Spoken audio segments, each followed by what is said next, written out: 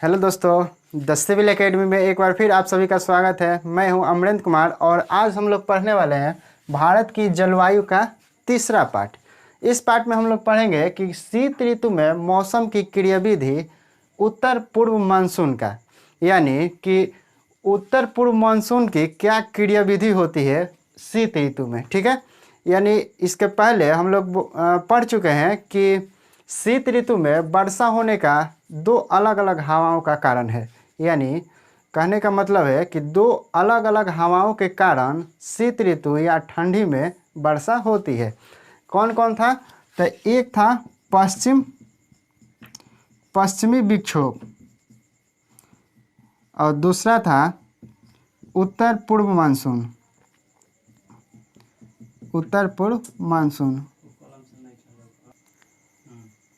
Monsoon. इसमें शीत ऋतु में जो दो अलग अलग हवाओं के कारण वर्षा होता है, उसमें एक है पश्चिमी विक्षोभ और दूसरा है उत्तर पूर्व मानसून। इसके पहले पार्ट में हम लोगों ने काफ़ी डिटेल से ये चीज़ पढ़ा था, पश्चिमी विक्षोभ क्या होता है। और इस पार्ट में हम लोग केवल फोकस करेंगे या पढ़ेंगे उत्तर पूर्व मानसून के बारे में कि वो कैसे बदलता है, कैसे कार्य करता है या वो किस चीज़ों से प्रभावित होता है। ठीक है, थोड़ा सा हम लोग देख लेते हैं कि पश्चिमी विक्षोभ क्या होता है। तो पश्चिमी विक्षोभ जिसमें साल भर मध्य एशिया, तिब्बत और चीन के जैसे देशों में एक शक्तिशाली हवा बहती है, उस शक्तिशाली हवा को बोलते हैं जेठ धारा। और वो जो हवा होता है उस सब देशों का पश्चिम दिशा से आने के कारण उसका नाम पड़ जाता है पछुआ जेठ धारा। ठीक है, और होता क्या है कि ग्रीष्म ऋतु में तो वो केवल मध्य एशिया, तिब्बत और चीन के क्षेत्रों में बहता है, लेकिन जैसे ही ठंडी का मौसम आता है इसका दो धाराएं हो जाती है। ठीक है, एक होता है उत्तरी शाखा और दूसरा होता है दक्षिणी शाखा। ठीक है, यानी पछुआ जेठ धारा का दो शाखा हो जाता है ठंडी के मौसम में, एक उत्तरी शाखा दूसरा दक्षिणी शाखा। दक्षिणी शाखा जो है वो उत्तर भारत के प्रदेशों में या उत्तर भारत के स्थानों पे वो प्रभावित करता है। जैसे पर्वतीय क्षेत्र और स्थलीय क्षेत्रों पर उसका ज़्यादा प्रभाव देखने को मिलता है। पर्वतीय क्षेत्र में होता है जम्मू कश्मीर, हिमाचल प्रदेश और उत्तराखंड, और वहीं पे स्थलीय में जो होता है दिल्ली, पंजाब, हरियाणा। जब पछुआ जेठ धारा भारत में प्रवेश करता है तो पर्वतीय स्थान पे बर्फबारी या हिमपात होता है, और वहीं पे दिल्ली, पंजाब, हरियाणा के क्षेत्रों में पछुआ जेठ धारा के कारण जल के बूंद के रूप में बारिश होता है। ठीक है, अर्थात कहने का मतलब है कि पछुआ जेठ धारा जो है वो उत्तर भारत को प्रभावित करता है, और उत्तर पूर्व मानसून जो है वो भारत के केवल दक्षिणी हिस्से तमिलनाडु के कोरोमंडल तट को प्रभावित करता है। तो उसी चीज़ को हम लोग देखेंगे कि ये उत्तर पूर्व मानसून है, उसका क्या क्रियाविधि है जो तमिलनाडु के कोरोमंडल तट को प्रभावित करता है या वहाँ पे वर्षा होता है ठंडी के मौसम में। ठीक है, अब उसके बाद हम लोग देखते हैं कि ये एक ग्लोब का मॉडल है। मॉडल यानी पृथ्वी जो है वो एक ग्लोब के रूप में मतलब हम लोग देख रहे हैं, जिसमें ये बीच वाला जो भाग है वो विषुवत रेखा है, और विषुवत रेखा के 35 डिग्री पे ये कर्क रेखा और ये मकर रेखा है। सूर्य के जो किरण होती है वो कर्क रेखा और मकर रेखा के बीच सालों भर विचरण करते रहती है, अर्थात घूमते रहती है। ठीक है, विषुवत रेखा पर सूर्य की किरणें जो होती है वो काफ़ी ज़्यादा होती है, या सूर्य के जो किरणें की जो संख्या होती है वो सबसे ज़्यादा मतलब विषुवत रेखा पे होती है। विषुवत रेखा पे सूर्य की किरणें ज़्यादा होने के कारण यहाँ के जो धरातल होता है वो काफ़ी गर्म हो जाता है, और गर्म होने के बाद वहाँ की जो वायु होती है वो भी गर्म हो जाती है, और जब जैसे ही वहाँ की हवा या वायु जो गर्म होती है वो अपने धरातल को छोड़ करके ऊपर उठ जाती है। ठीक है, ऊपर उठने के पीछे कारण क्या होता है कि विषुवत रेखा पे सूर्य का ज़्यादा चमकना।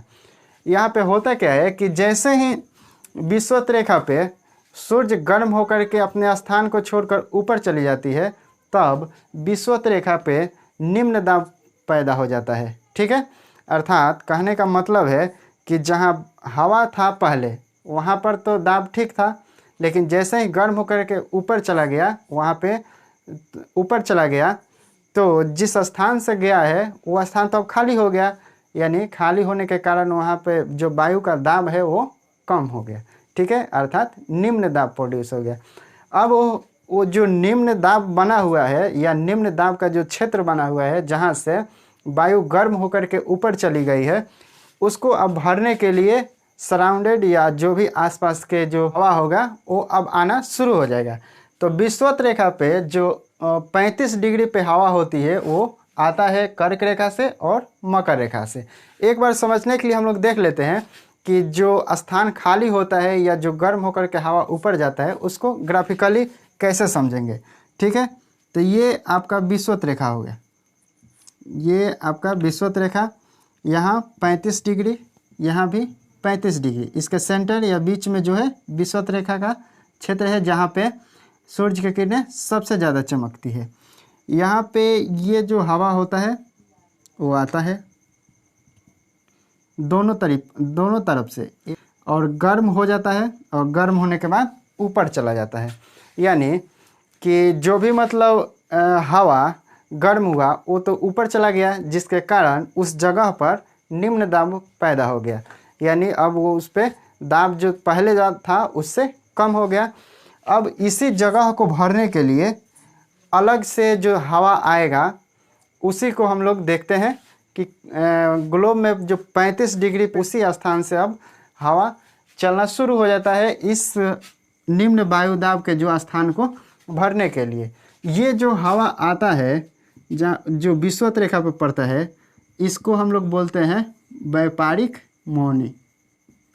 व्यापारिक मौनी यानी अब हम लोग ज़्यादातर यूज करेंगे कि हवा जो खाली स्थान या जो निम्न दाब होता है उसको भरने के लिए जो हवा अलग से आता है, मतलब पहले जो हवा था जो गर्म हो गया वो तो ऊपर चला गया, तो उसका जो स्थान खाली हो गया, तो उसी स्थान को भरने के लिए अब साइड से हवा आएगा। ठीक है, तो वो जो हवा साइड से आता है उस खाली स्थान को भरने के लिए उसी को हम लोग बोलते हैं व्यापारिक मौनी। व्यापारिक मौनी, ठीक है।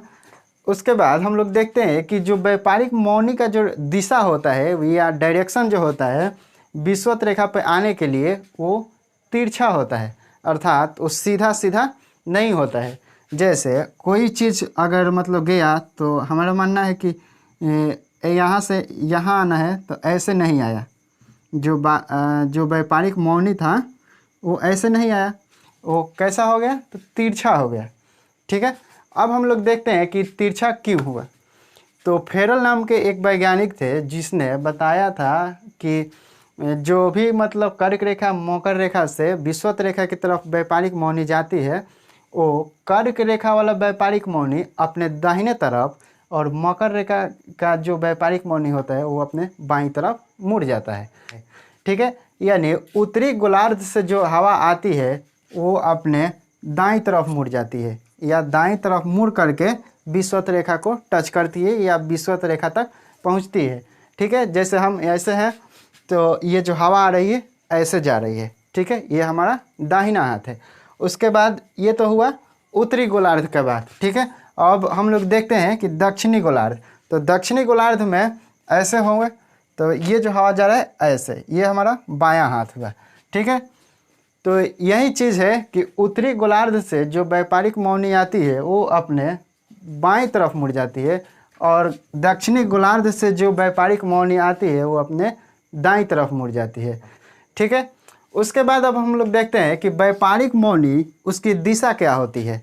ठीक है, तो दिशा समझने के लिए हम लोग देखते हैं, हम लोग ये देखते हैं, ये जैसे एक हो गया जिसमें ये पूरब साइड हुआ, ये हो गया पश्चिम, उत्तर और दक्षिण। ये कोई खाली जगह है जिसमें हम लोग ये देख रहे हैं कि इस साइड पूरब है, इस साइड पश्चिम है, ये उत्तर है और ये दक्षिण है। हवाओं का जो नाम होता है वो उसके जो इनिशियल पॉइंट होता है या मतलब जहाँ से शुरू हुआ रहता है उसी हिसाब से नाम को हम रखते हैं। ठीक है, जैसे इस साइड से आ रहा है हवा तो ये नहीं बोलेंगे कि इधर अगर पास कर गया तो ये नहीं बोलेंगे कि ये पश्चिम साइड का हवा है, ठीक है। इसका जो प्रारंभिक बिंदु है या प्रारंभ में वो किधर से निकला है उस चीज़ को हम लोग बोलते हैं, यानी ये जो हवा है ये पूरब साइड से आया है, ठीक है। उसी तरीक़ा से ऐसे तिरछा जो हवा आएगा उसको हम लोग बोलेंगे कि उत्तर पूर्व से आया है, ठीक है। यानी ऐसे जो हवा आएगा उसका जो डायरेक्शन होगा या उसका जो प्रारंभिक दिशा होगा वो उत्तर पूर्व होगा, ठीक है। और इधर से अगर आया तो दक्षिण पूर्व, ठीक है, दक्षिण पूर्व। इसी तरीक़ा से ये जो व्यापारिक मौनी है जो कर्क रेखा से विषुवत रेखा तक पहुंच रही है, इसका जो हम लोग अगर डायरेक्शन जानना चाहे तो ये उत्तरी गोलार्ध वाला जो हुआ ये उत्तर पूर्व का हुआ, और ये जो दक्षिणी गोलार्ध का हुआ वो दक्षिण पूर्व का हो, ठीक है। तो यही था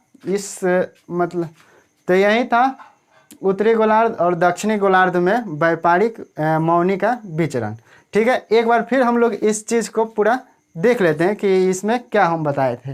ये जो ग्लोब का मॉडल है उसमें उत्तरी गोलार्ध और दक्षिणी गोलार्ध है, ठीक है। और कर्क रेखा और मकर रेखा के बीच सूर्य जो सालों भर विचरण करते रहती है, और इसको विचरण करने के कारण जो विषुवत रेखा है उस पर सूर्य की किरणें सबसे ज़्यादा पहुंचती है, जिसके कारण वहाँ की जो धरातल है या जो वायु है वो काफ़ी ज़्यादा गर्म हो जाती है, और गर्म होने के बाद वो अपने स्थान को छोड़ करके ऊपर चली जाती है। ऊपर जाने के बाद होता क्या है कि जो पहले जो स्थान था या जो धरातल पे उसका स्थान था वो अब खाली हो जाता है, और वहाँ पर निम्न दाब प्रोड्यूस हो जाता है, निम्न दाब बन जाता है। उसके बाद क्या होता है कि जो निम्न दाब बना है उसको भरने के लिए अब साइड से हवा आना चालू हो जाता है। यही जो हवा आता है उसी को हम लोग बोलते हैं व्यापारिक मौनी। व्यापारिक मौनी का जो दिशा होता है उत्तरी गोलार्ध में वो दाहिने तरफ होता है, और दक्षिण गोलार्ध का जो व्यापारिक मौनी का दिशा होता है वो बाईं तरफ होता है।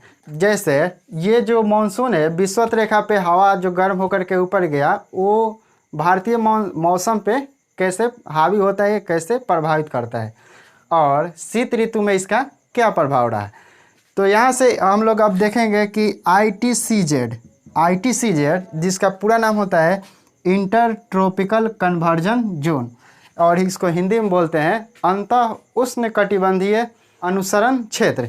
ये जो क्षेत्र होता है ये यही क्षेत्र होता है, यानी इसको कहने का मतलब है कि जहाँ पे विचरण सबसे ज़्यादा होता है सूर्य का, या सूर्य की किरणें सबसे ज़्यादा पहुँचती है, वहाँ का वायु तो गर्म हो जाता है, और गर्म होकर के वो अपने स्थान छोड़ करके ऊपर चला जाता है, जिसके कारण जो स्थान बचता है जिसके कारण जो स्थान होता है पहले का वहाँ पे निम्न दाब बन जाता है।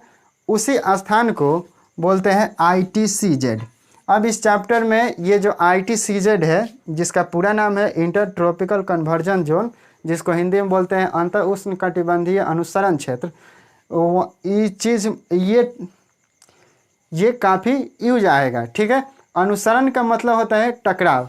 ये जो होता है कि जगह खाली हो जाता है, यहाँ पे चारों तरफ से अब हवा जो होता है आना शुरू कर देता है। जैसे ये जो हुआ क्षेत्र हुआ, इस क्षेत्र में चारों तरफ से ऐसा हवा आने लगता है, जिससे होता क्या है कि इस जगह पर एक टकराव देखा जाता है। टकराव किस जगह पर होता है? जिस जगह से वायु गर्म होकर के ऊपर चली गई है। अब ये जो ITCZ होता है, जहाँ जहाँ सूर्य की किरणें पड़ती है वहाँ वहाँ ITCZ भी पड़ता है। अर्थात कहने का मतलब है कि जब सूर्य की किरणें कर्क रेखा पे होती है तो ITCZ भी कर्क रेखा पर ही होता है। जब विषुवत रेखा पे होता है तो विषुवत रेखा पर, और जब मकर रेखा पर होता है तो ITCZ भी मकर रेखा पर ही होता है। इससे एक बात साफ हो गया कि जैसे जैसे सूर्य का डायरेक्शन बदलेगा वैसे वैसे ITCZ का भी डायरेक्शन बदलेगा, जगह भी बदलेगा। ITCZ जो होता है वो बहुत ही खतरनाक होता है, और ये ज़्यादातर देखा जाता है गर्मी के रूप में। गर्मी के रूप में इसलिए देखा जाता है कि सूर्य की किरणें जो होती है वो कर्क रेखा पे होती है, और कर्क रेखा जो है वो भारत को दो भागों में बांटता है। अर्थात कहने का मतलब है कि भारत को दो भागों में बांटने वाली जो रेखा है वो है कर्क रेखा। जब सूर्य की किरणें कर्क रेखा पे होती है तब भारत में गर्मी का मौसम होता है, और जैसे ही ये सूर्य की किरणें मकर रेखा पे आती है तो भारत में ग्रीष्म ऋतु तो भारत में शीत ऋतु या ठंडी का मौसम आता है। ये जो मकर रेखा है इसी पे ऑस्ट्रेलिया महाद्वीप है। ऑस्ट्रेलिया में जब गर्मी आता है तब भारत में ठंडी आता है, और जब भारत में गर्मी आता है तब ऑस्ट्रेलिया में ठंडी आता है। ठीक है, यही है सूर्य के विचरण के साथ साथ ITCZ का बदलने का कारण। जब सूर्य की किरणें कर्क रेखा पे होती है अर्थात भारत के ये जो पश्चिम साइड है इस पे सबसे ज़्यादा प्रभावित करता है। इसलिए प्रभावित करता है कि जब गर्मी ज़्यादा होती है तो ITCZ का भी जगह वहीं हो जाता है, और जैसे ही मतलब धरातल गर्म होता है और गर्म होने के बाद जो हवा उठ करके ऊपर चली जाती है तो जो सराउंडेड जो हवा आती है उसको भरने के लिए या उस खाली जगह को भरने के लिए आसपास के जो हवा आती है तब आंधी तूफान के रूप में देखा जाता है। आप मतलब बहुत बार देखे होंगे में आंधी तूफान उतना नहीं आता है, एकदम हल्का हल्का हवा बहेगा, मतलब काफ़ी ज़्यादा मतलब जो भी बहेगा उससे ठंडे ही महसूस होगा। लेकिन गर्मी के मौसम में बहुत ज़्यादा आंधी तूफान मतलब लू ऐसे सब आते रहता है। उसका सबसे मेन कारण होता है या वो सब आने के पीछे कारण होता है, यही होता है ITCZ यानी जब सूर्य के किरणें कर्क रेखा पर होता है तो भारत उससे प्रभावित होता है, और प्रभावित होने के कारण जो क्षेत्र पे प्रत्येक क्षेत्र में वायु गर्म होकर के ऊपर जाने लगती है, और वही क्षेत्र को भरने के लिए जो अलग अलग से हवाएं आती है तो वही आंधी के रूप ले लेती है, अर्थात आंधी तूफान जिसमें धूलकण बहुत ज़्यादा होता है। ठीक है, ये जो प्रक्रिया ज़्यादातर देखने को मिलती है वो गर्मी के ही टाइम में मिलता है। ठंडी के मौसम में सूर्य जो होता है वो दक्षिणायन हो जाता है, अर्थात दक्षिण पे हो जाता है। तब ये जो व्यापारिक मौनी होती है वो सूर्य के अधीन हो जाता है। ठीक है, या जो ITCZ का अधीन हो जाता है। अधीन होने पे होता क्या है कि यहाँ ठंडी का मौसम आ जाता है। ठंडी के मौसम में जब ये भारत के उत्तरी क्षेत्र से हवाएं जब आती है तब इसमें नमी की मात्रा बहुत कम होती है। नमी की मात्रा कम होने के पीछे कारण होता है कि ये जो हवा होती है ये स्थल खंड से ऊपर होती है। स्थल खंड से ऊपर होने के कारण इसमें नमी नहीं होती है, जिसके कारण ये जो हवा होती है वो भारत में बरसात नहीं करा पाती है।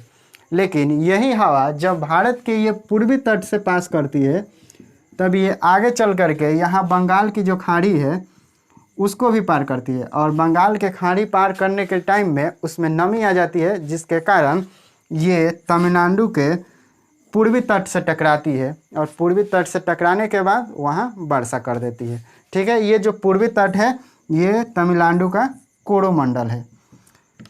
इससे सिद्ध होता है कि जो ठंडी का मौसम होता है या शीत ऋतु होता है उसमें दो हवाओं के कारण वर्षा हो सकता है या होता है। कौन कौन? तो एक ये पश्चिम विक्षोभ के कारण और दूसरा उत्तर पूर्व मानसून के कारण। ठीक है, एक बार हम लोग फिर देखते हैं कि ये जो हवा भारत के उत्तर दिशा से आता है वो स्थल खंड से ऊपर होता है।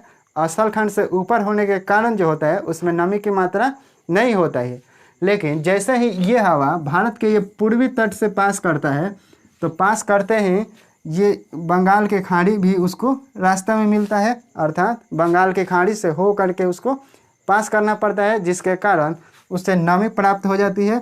और यही नमी जो होता है तमिलनाडु के पूर्वी तट से टकराता है जहाँ पे बारिश होती है। ठीक है, तो यही था उत्तर पूर्व मानसून जो हम लोगों ने इस पार्ट में देखा। ठीक है, इसके अगले पार्ट में हम लोग पढ़ेंगे कि ग्रीष्म ऋतु में मौसम की क्रियाविधि, यानी गर्मी के मौसम में ये जो मौसम बदलने के पीछे कारण होता है या कैसे कैसे क्रिया होती है कर्क रेखा विषुवत रेखा का, जिसके कारण मौसम बदलता है, उन सब चीज़ों को देखेंगे। तो ठीक है, मिलते हैं इसके अगले पार्ट में।